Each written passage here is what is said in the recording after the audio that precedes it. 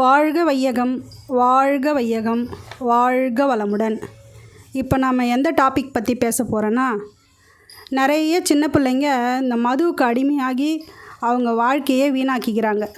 சின்ன பிள்ளைங்களில் இருந்து வயசானவங்க வரைக்கும் இந்த மதுவுக்கு அடிமையாகி ஒரு அழகான இறைவன் கொடுத்த வாழ்க்கையை அற்ப சந்தோஷத்துக்காக அழிச்சிக்கிறாங்க.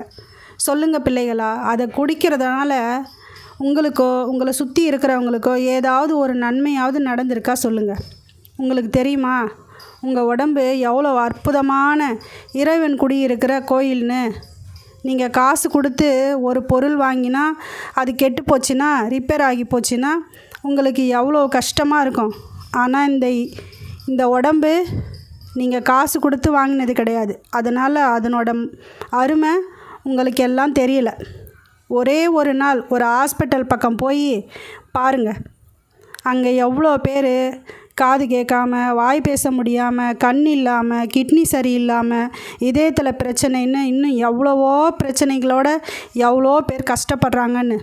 நம்மளை எந்த குறை இல்லாமல் படைத்த இறைவன் ஒவ்வொரு நாளும் இந்த மாதிரி மது குடித்து இந்த பசங்க நாம் கொடுத்த இந்த அற்புதமான மனித பிறவியை மதிக்காமல் இப்படி குடித்து கெடுத்துக்கிறாங்களேன்னு எவ்வளோ வேதனைப்படுவார் தெரியுமா? ஏன் கண்ணுங்களா, உங்களுக்கு தெரியாத கடவுளை விடுங்க. உங்களுக்கு இந்த உயிரை கொடுத்த உங்கள் கண் முன்னே இருக்க உங்கள் அப்பா அம்மா பற்றி கொஞ்சம் நினச்சி பாருங்கள். நீங்கள் பிறக்கும்போது இந்த பிள்ளைங்க வாழ்க்கையில் நல்லா படித்து பெரிய ஆளாகி நிறைய சாதனைகள் செய்வாங்கன்னு எவ்வளவோ கஷ்டப்பட்டு இரவும் பகலும் அடும்பாடுபட்டு உங்களை வளர்த்து ஆளாக்கினா, அதை பற்றி கொஞ்சம் கூட யோசிக்காமல் ரொம்ப ஈஸியாக இந்த மதுவான விஷத்தை குடித்து அவங்க கொடுத்த இந்த மனசையும் உடம்பையும் நீங்களே அழிச்சிக்கிறீங்களே. ரொம்ப மனசு வேதனையாக இருக்குது. என் அருமை பிள்ளைகளே, ஒரு சம்பவம் சொல்கிறேன் கேளுங்க. இப்படித்தான் எனக்கு தெரிஞ்ச ஒரு பையன் பொழுது விடிஞ்சா 2025 அன்றைக்கி ராத்திரி போயிட்டு ஃப்ரெண்ட்ஸுங்களோட ஜாலியாக இருந்துட்டு வரேன்னு வெளியில் போனவன் நல்லா குடிச்சிட்டு 2 வீலர் ஓட்டி கீழே விழுந்து மண்டையில் அடிபட்டு மிகவும் ஆபத்தான நிலையில் ஹாஸ்பிட்டலில் போய் யாரோ சேர்த்து விட்டுருக்காங்க. என்னடா அவங்க பையனை காணுமேன்னு சொல்லி அவங்க அம்மா, இவ்வளோ நேரம் ஆச்சே போய் பிள்ளைய காணுமேன்னு சொல்லிவிட்டு அவங்க அம்மா சாப்பிட்டு போடான்னு சொல்லியிருக்காங்க. இதோ வந்துடுறேம்மான்னு சொல்லிட்டு போனவன் வரல. ரொம்ப நேரம் ஆச்சு. என்ன போன பிள்ளைய இன்னும் காணுமேன்னு அவன் அம்மா தவிச்சு போய் 12 தடவை ஃபோன் பண்ணியிருக்காங்க.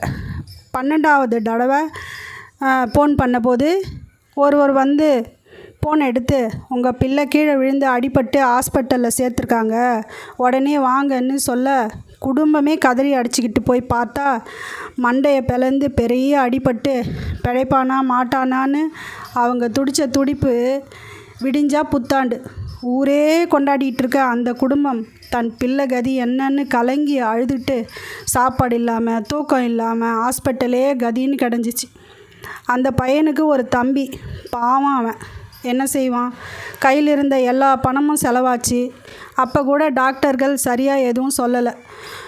மூளையில் அடிபட்டு கோமாவுக்கு போயிட்டான், இன்னும் 10 நாள் போனால் தான் எதுவும் சொல்ல முடியும்னு சொல்லிட்டாங்க.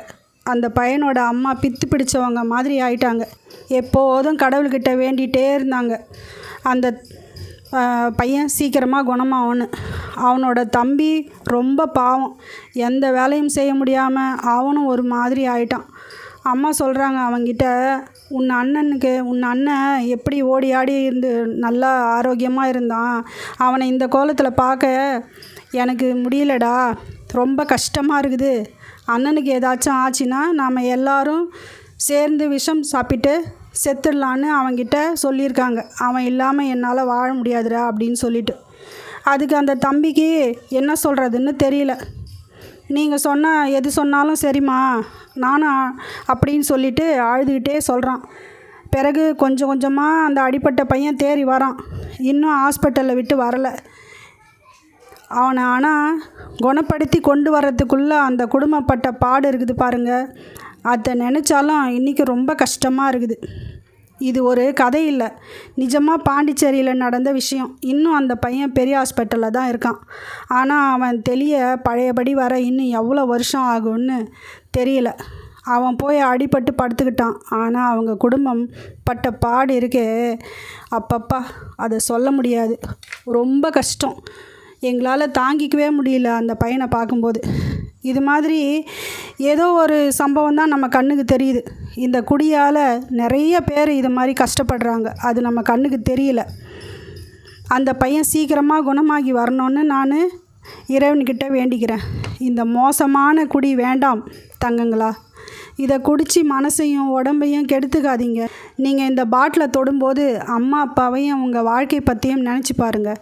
இந்த உலகம் மிகவும் அழகானது, இந்த வாழ்க்கையும் ரொம்ப அழகானது. அதை காசு கொடுத்து வீணாக கெடுத்துக்காதீங்கப்பா. விஷம் கூட உடனே கொல்லும், ஆனால் இந்த மது கொஞ்சம் கொஞ்சமாக உங்களையும் கொல்லும். அதை பார்த்து நினச்சி உங்கள் பெற்றவங்களையும் கொல்லும். தயவு செஞ்சு நான் சொல்கிற விஷயத்த கொஞ்சம் யோசித்து பாருங்கள். மனசில் குழப்பமாக இருக்கா? வாழ்க்கையில் பயம் வருதா? எதை பற்றியாவது கவலை வருதா? ஒரு தெளிவில்லாமல் இருக்கா? உங்கள் ஊரில் இருக்கிற வேதாத்திரி மகரிஷிங்கிற மனவள கலை மன்றம் இருக்குதான்னு போய் பாருங்கள். அங்கே போய் உங்களுக்கு இருக்கிற குழப்பமெல்லாம் போய் நல்ல மனநிலை கிடைக்கும், அமைதி கிடைக்கும், தெளிவான வாழ்க்கை பற்றின புரிதலும் கிடைக்கும். அதை விட்டுட்டு எந்த பிரச்சனை வந்தாலும் உடனே குடித்தா பிரச்சனையெல்லாம் சரியாகுமா? இப்போ இருக்கிற காலத்தில் எடுத்தாலும் பார்ட்டி. ஏன் குடிச்சிட்டு உடம்பை கெடுத்துக்கிறது தான் பார்ட்டியா? ஏன் பார்ட்டினா பிடிச்ச நல்ல சாப்பாட்டை சாப்பிட்டு நல்ல விஷயத்தை பற்றி பேசி சந்தோஷமாக இருக்கிறதும் பார்ட்டி தான்ப்பா. அதனால் தயவு செய்து எல்லோரும் வாழ்க்கையில் வெற்றி பெற்று நல்லா வாழ்ந்து உங்களை சுற்றி இருக்கிறவங்களையும் நல்லா பார்த்துக்கங்க. உங்களால் முடிஞ்ச வரை மற்றவங்களுக்கும் இந்த விஷயத்த சொல்லுங்கள். எல்லோரும் ரொம்ப சந்தோஷமாக இருங்க, ஜாலியாக இருங்க. உங்கள் அம்மா அப்பா உங்களை கஷ்டப்பட்டு வளர்த்ததுக்கு ஒரு அர்த்தத்தை கொடுங்க. அவங்கள கண்கலங்காமல் பார்த்துக்கங்க. உங்களோட கடமையை முதல்ல செய்யுங்க. அதை விட்டுட்டு இந்த மது, அற்பமான ஒரு மது, அதை குடித்தா எவ்வளோ நேரம் உங்களுக்கு சந்தோஷமாக இருக்கும்? கொஞ்ச நேரம். ஆனால் அதை குடித்த நேரத்தில் உங்களோட மதி மயங்கி நீங்கள் செய்கிற தவறெல்லாம் பின்னாடி நினச்சி பார்த்தீங்கன்னா உங்களுக்கே அது தப்பாக தோணும். எந்த ஒரு தப்புமே நடக்கிறதுக்கு முன்னாடி அதை தடுத்தால் நல்லது. நடந்த பிறகு அதை பற்றி கவலைப்பட்டால் ஒரு பிரயோஜனமும் கிடையாது. இதை பற்றி வேறு யாரும் நம்மளை பற்றிலாம் யோசிக்க மாட்டாங்க. நாம் தான் நம்மளை பற்றி யோசிக்கணும். நாம் தெளிவாக இருந்தாக்கா எந்த ஒரு தீய பழக்கமும் நம்மக்கிட்ட வராது. நம்ம மனசளவில் உறுதியாகவும் தெளிவாகவும் இருக்கணும்னா அதுக்கு உடற்பயிற்சி, தவம் இது மாதிரி எல்லாம் செஞ்சோம்னா நமக்கு ஒரு அமைதியான மனநிலை கிடைக்கும். அதனால் சொல்கிறேன், தயவு செஞ்சு மனசு ரொம்ப வேதனையாக இருக்குது. இந்த சின்ன பசங்கள்லாம் குடிச்சிட்டு அதனால் எவ்வளோ பிரச்சனைகளை சந்திக்கிறாங்க. அவங்களுக்கு தெரியுமா தெரியலையான்னு தெரில. எவ்வளோ பேர் போயிட்டு பெண்கள்கிட்ட தவறாக நடக்கிறதுனால பிரச்சனை ஆயிடுது. வண்டியில் பார்க்குறேன், இப்போ பஸ்ஸில் போனால் பெண்களுக்கு பாதுகாப்பு இல்லை, எங்கே போனாலும் பெண்களுக்கு பாதுகாப்பு இல்லை. இதுக்கு காரணம் என்ன? நீங்கள் அந்த குடிக்கிற பாருங்கள், அந்த குடி அது உங்களை மயங்க வச்சிருது. அதனால தான் இந்த மாதிரி பிரச்சனையிலலாம் போய் மாட்டிக்கிறீங்க. தயவு செஞ்சு பிள்ளைங்கள்லாம் வளர்ந்துட்டா குடித்தா பெரியவனா ஆகிட்டான்னு அர்த்தம் கிடையாது. நல்ல மனுஷனா, நல்ல பையனா ஒரு அம்மா அப்பாவுக்கு, நல்ல கணவனா ஒரு மனைவிக்கு, ஒரு நல்ல அப்பாவா பிள்ளைங்களுக்கு வாழ்ந்து காட்டுங்க. அதில் இருக்குது சந்தோஷம். அதுதான் ஒரு மனிதனோட ஒரு நல்ல வாழ்க்கை வாழறதுக்கான அர்த்தம். அதை விட்டுட்டு குடிச்சிட்டு ரோட்டில் படுத்துன்னு இருக்கிறது, இந்த மாதிரி மற்றவங்கக்கிட்ட கேலி கிண்டலாக பேசுகிற அளவுக்கு நடந்துக்கிறது, இதெல்லாம் வேணாம் பிள்ளைங்களா. பிள்ளைங்களுக்கு மட்டும் சொல்லலை, இதை பெரியவங்களுக்கு தான் சொல்கிறேன். இந்த நியூ இயர் அன்றைக்கி எல்லா ஊர்லேருந்து இந்த பாண்டிச்சேரிக்கு மக்கள் குவியுது. எதனால்? இந்த மதுவால். அந்த மதுவை குடித்தா அப்படி என்ன தான் கிடைக்குதுன்னு தெரியல. எனக்கு என்ன சொல்கிறதுன்னு தெரில. அவ்வளோ எனக்கு வேதனையாக இருக்குது இதை கேட்கும்போது பார்க்கும்போதும். அந்த மது இவ்வளோ காசு வந்திருக்கு இந்த பாண்டிச்சேரியில், இந்த மதுவால் விற்பனை ஆயின்னு கேட்கும்போது அது என்ன சந்தோஷப்படுற விஷயமா? அது கொஞ்சம் கொஞ்சமாக ஜனங்களை அழிக்கக்கூடிய அந்த மதுவை அவங்க அரசாங்கம் ஒழிக்க மாட்டாங்க.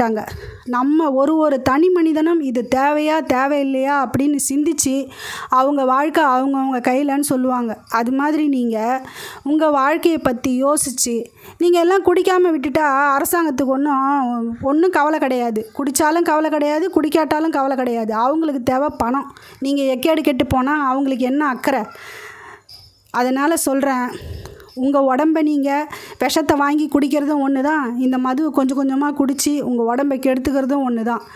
அதனால் நல்ல வாழ்க்கை, அற்புதமான வாழ்க்கை, இந்த பிரபஞ்சத்தை பற்றி நீங்கள் தெரிஞ்சுக்கணும்னா நீங்கள் இந்த வேதாத்ரி மகரிஷியோட மனவள கலை மன்றத்துக்கு போங்க. இந்த வாழ்க்கை எவ்வளோ அற்புதமானது, இந்த உடம்பு எவ்வளோ அற்புதமானது அப்படின்னு தெரிஞ்சுக்குவீங்க.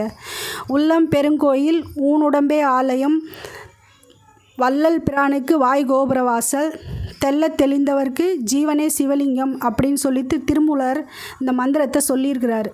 இதுக்கு மந்திரத்துக்கு என்ன அர்த்தம்னு சொல்லி உங்களுக்கு இப்போ தெரியாது, ஆனால் ஒரு காலத்தில் தெரிய வரும். அப்போ நீங்கள் தெளிவாக இருந்தால் தான் இந்தமாரி மனசையும் உடம்பையும் ஆரோக்கியமாக வச்சுக்க முடியும். இதை நான் ஒரு அட்வைஸாக சொல்லலை, உங்களை நீங்கள் நல்ல வாழ்க்கையை நீங்கள் கெடுத்து வீணாக்கிக்கிறீங்கிற வேதனையில் தான் நான் சொல்கிறேன். அதனால் தயவு செஞ்சு எல்லாரும் இதை கேளுங்க. நான் ஏதோ ஒரு அம்மா என்னமோ சொல்லிட்டு போகுது அப்படின்னு நினைக்காதீங்க. நீங்கள் இதை கேளுங்க. கேட்டுட்டு உங்கள் ஃப்ரெண்ட்ஸுங்களுக்கு, உங்களுக்கு தெரிஞ்சவங்களுக்கு எல்லாருக்கும் இதை ஷேர் பண்ணுங்கள், தெரிய வைங்க. நல்ல விஷயத்த 4 பேருக்கு ஷேர் பண்ணுங்கள். எவ்வளோ குப்பையான விஷயத்தெல்லாம் எல்லாரும் பார்க்குறீங்க, அதை விட்டுட்டு கொஞ்சம் நல்ல விஷயத்தையும் பாருங்கள். அதனால் கேட்டுக்கிறேன், எல்லாரையும் தயவு செஞ்சு கேட்டுக்கிறேன். உடம்பு ஆரோக்கியமாக வச்சுக்கோங்க, மனசு ஆரோக்கியமாக வச்சுக்கோங்க, நல்லா வாழுங்க. வாழ்க வையகம், வாழ்க வையகம், வாழ்க வளமுடன். அருட்பேராற்றல் கருணையினால் உடல்நலம், நீலாயில், நிறை செல்வம், உயர் புகழ், மெய்ஞானம் ஓங்கி வாழ்க வளமுடன்.